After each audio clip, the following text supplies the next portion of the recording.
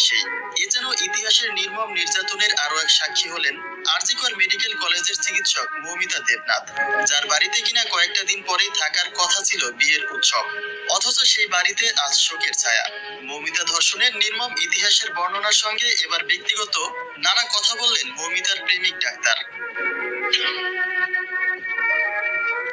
গল্পের শুরুটা ছিল আরো ১৩ বছর আগের। ক্যারিয়ারের সফলতার লক্ষ্যে বিয়ের জন্য অপেক্ষা ছিল দীর্ঘ ১৩ বছর। কিন্তু সেই স্বপ্নগুলি যে ভেঙে যাবে এক নিমিষেই তা কে জানত। মৌমিতার সঙ্গে ঘটনা চলাকালীন মুহূর্তের কিছুক্ষণ আগেও ফোনে কথা বলছিলেন তার প্রেমিক ডাক্তার। কিন্তু শেষ কলটা যে মৌমিতা আর কোনোদিনও রিসিভ করবে না, যা কখনো ভাবনায় আসেনি তার হবু ডাক্তার স্বামীর। মৌমিতাকে বেশ কয়েকটি মেসেজও পাঠিয়েছিলেন এই তরুণ, কিন্তু সাড়া না মিললে তিনি ভাবেন হয়তোবা ডিউটিতে ব্যস্ত থাকার ফলেই রিপ্লাই দিচ্ছে না মৌমিতা।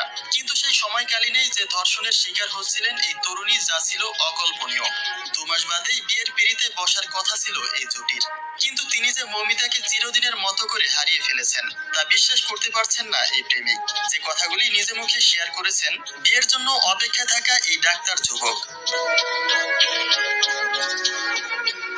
ধর্ষণ না হয় হয়েছিল, কিন্তু তার নির্যাতনের বিবরণ এতটাই নির্মম যে ময়নাতদন্তের ডাক্তার পর্যন্ত কেঁদে ফেলতে বাধ্য হয়েছেন।